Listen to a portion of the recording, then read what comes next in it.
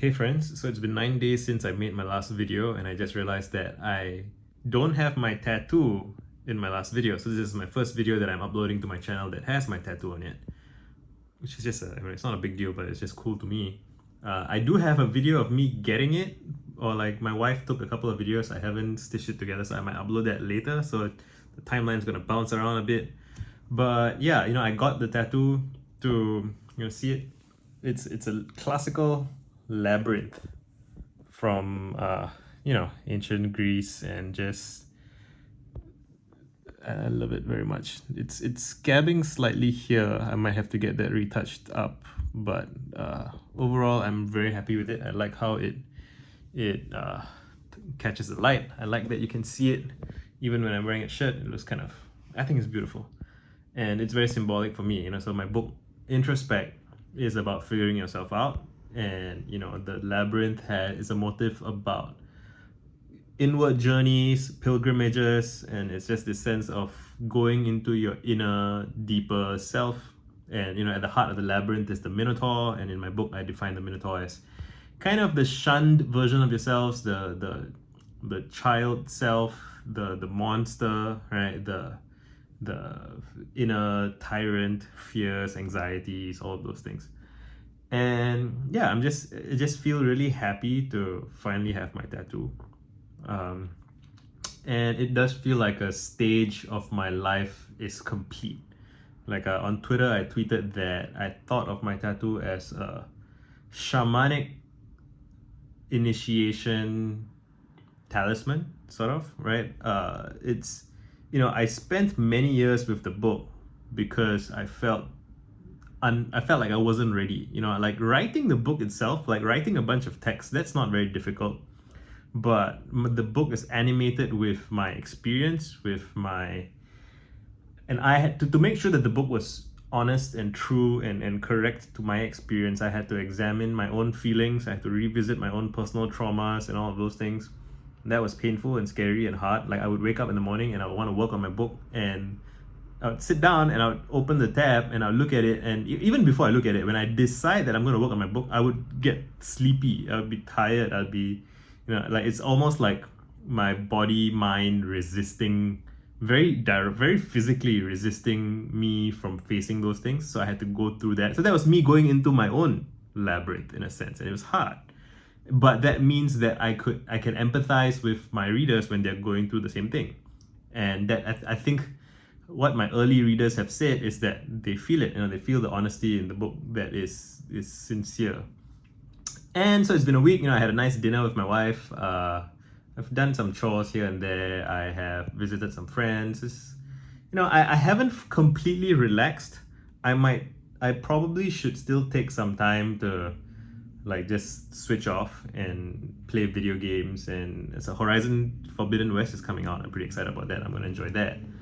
But yeah, my mind is already swirling with things to do next.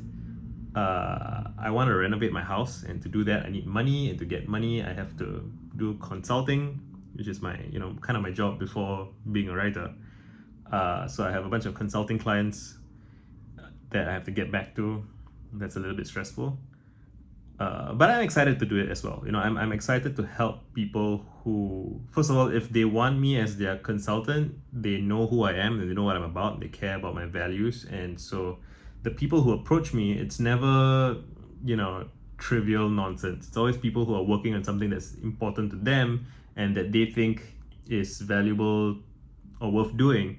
And when I examine it, I'm like, holy shit, this is cool work. I would love to see your stuff do well. And so I want to help people do well. And the difficult thing there is it's not a matter of like getting myself to care, which was my problem, I think, with employment in general. Like, so at my last job, I did have a good company and a good lovely colleagues, and I was happy to work there, but it was occasionally challenging to get myself to care. I think, well, it's just I don't want to imply there's anything wrong with that. I think I'm very happy to see them continue to succeed, but the rhythms for me, I don't know if it's ideal. Like I don't know if I can sit in a job for years on end, and I did it for 5.5 years, which I think was a testament to how great my colleagues were. But like I would never be, I don't think I would be able to do that again unless it's maybe something I start for myself. But so I do care about the people that I work with, and I care about their projects. I care that they care about their projects. So I want to bring, really good energy, really good insight. I really want to help them. And so that's in some ways that's harder, right? Than to just showing up in some job that you don't really care about and you just put in, just run out the clock, right? Like no, I feel almost sacred bond with every person that I kind of shake on and enter the word contract's a bit loaded, but I have like a craftsman's spirit, I would say. It sounds cheesy, but I mean it. I want everybody that I work with to have a fantastic experience, and I want my work to last. So even if I've always been like this, even with my writing. When I was writing, blog posts for like magazines and stuff, I really put my soul into it. And I regret that some of the times I didn't save those documents. So it's like sometimes like the magazine goes out of business and then like the website goes down and then like my writing's gone. I'm like, I should have saved that. Anyway, so there's that. There's my clients. And then there's the stuff that I want to write next. I mean, it's okay. Talking more about the marketing consulting stuff, I do feel like my marketing blog, which is myname.com/marketing, it's kind of outdated. It doesn't capture my thinking and there's stuff that's missing that I want to include.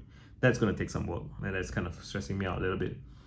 But I do have clients, and the clients that I do have are people who follow me on Twitter, I think, and people who just maybe watch my videos, and they know me, or they know me well enough to want me as their consultant. So I shouldn't agonize too much about that. But it's always just I want to do more. I want to help people. I want to make sure that it's good. Aside from consulting, I want to write essays again. I've been working on this book for 3 years. It's really took up my entire headspace, took up my whole mind, and it really towards the end, like the last 6 months or so, I think it was really crushing.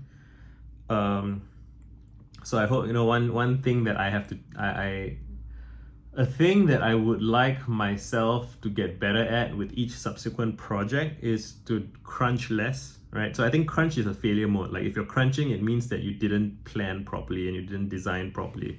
And to some degree, if you're going to work on a project that is not something you've done before, so if you're working on a project with unknown, and there's always some unknowns in an interesting project, right? If you completely know everything that's going to happen in a project, you're not innovating, you're not doing something new and exciting, you're just basically reworking something, which is fine, but I want to do work that is in some way innovative. And innovative work, you can try and put deadlines, and if you're lucky you might meet them, but there's no guarantee that you will, because the work is evolving and it will tell you when it's done, right?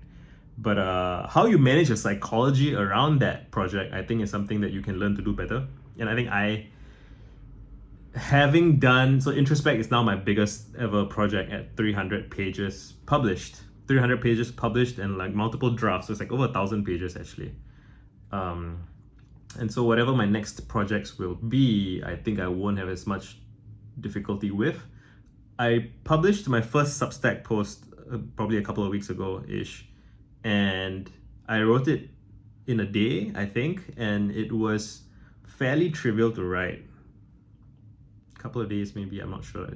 I wrote it fairly quickly. It was about 3,000 words, 2,000 something maybe, and it's kind of impressive, I would say, for the amount of time that I spent on it writing and the number of things that I wove into it. Like it's just this nice path through a bunch of ideas. And so I'm confident in saying that me working on my book, which is a much more difficult, much larger project, it has given me these project management chops that I think help me become a better writer in the more in a smaller space. But I always, there's this cheeky trickster part of me that just wants to keep challenging myself, which like on some level I want to. I'm in two minds about it. Like I want to encourage that because that's new and exciting and more innovation, and the more you do that, the better a writer you become, the better creative you become.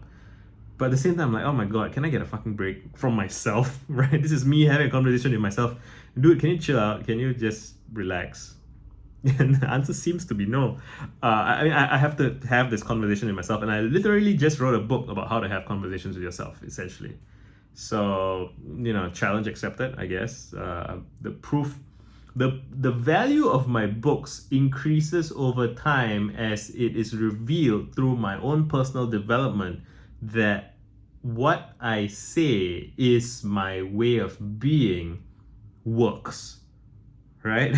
I am an embodiment of what my beliefs are, what my values are, what my system is. And it may take years for people to come around to seeing that what I'm doing is really, really good.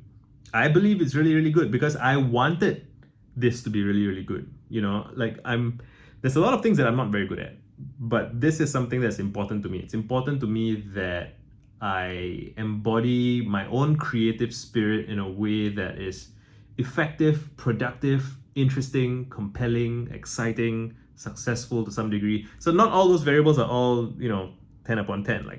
I make trade-offs for some of them. I don't care to maximize the reach of my audience as much as possible. I think some people do that, and I did a bit of that when I was like 17, 18, 20, and I was blogging about local politics. I made my stuff very accessible, and I regretted that a little bit in retrospect, because I think when you make yourself too accessible, you get swamped by low quality readers and audience and viewers. And if you've made it this far into my video, I will compliment you, and I'm flattering my own audience, but I think it's true. I think you have good taste. I really do. I think you sense that there's something here worth sticking around for. And I don't think I'm being arrogant when I say that I think that's correct, because I have put in the work. It would be way easier for me to say this about somebody else. Like, I'm also an audience member and we are both watching some other guy talk. But I'm also my own audience member. I've watched me write and think and speak for a very long time, and I'm all in on this guy, which is me. And if I wasn't, I could be making good money, selling software, right? It's like doing marketing for other companies, but I'm not, because I don't think that that's what is best for me or best for the world or is interesting. Anyway, I feel pretty good now just speaking. I should speak more often. Maybe the reason I've been feeling a little bit off is because I just haven't had anybody to talk to. I've been talking to my wife, but like the challenge there is that she knows me so well and she's knows me for so long that it's kind of, I don't even know what to say to her sometimes because she knows everything. Whereas talking to complete strangers, I think, is also a challenge, because I have to, when I was getting a tattoo, somebody was asking me, "Oh, does that mean anything? Like, what's the story there?" I'm like, "Oh, it's a classical labyrinth. It's about like," then I'm like, I don't know your context. How much do you know? How can I connect with what you know so that I can? How deep do you want to get into this? Because I could talk about history and just spirituality and mythology and shamanic initiations. Do you know what a shaman is? Like, would you think that's too wooey and you would dismiss that? Because like all of those things. And then, so that's one of the great things about building an audience over time, is that again, some people are new here and they don't know anything about me, which is fine. You can if you want to know more, you can look up my other videos, you can read my blog posts. I have tons of material for you to get into. But I like that in my mind I have a bit of a sort of an idealized audience, which is a version of me, I guess, and I can have a conversation with that entity. That's great. That's something that I did not realize I was gonna think when I started this video. I mean, something that I must know within me, but I'm not sure I articulated it until now, in this way, in this particular frame that evokes something in me, which is great. I'm gonna end it here. Done.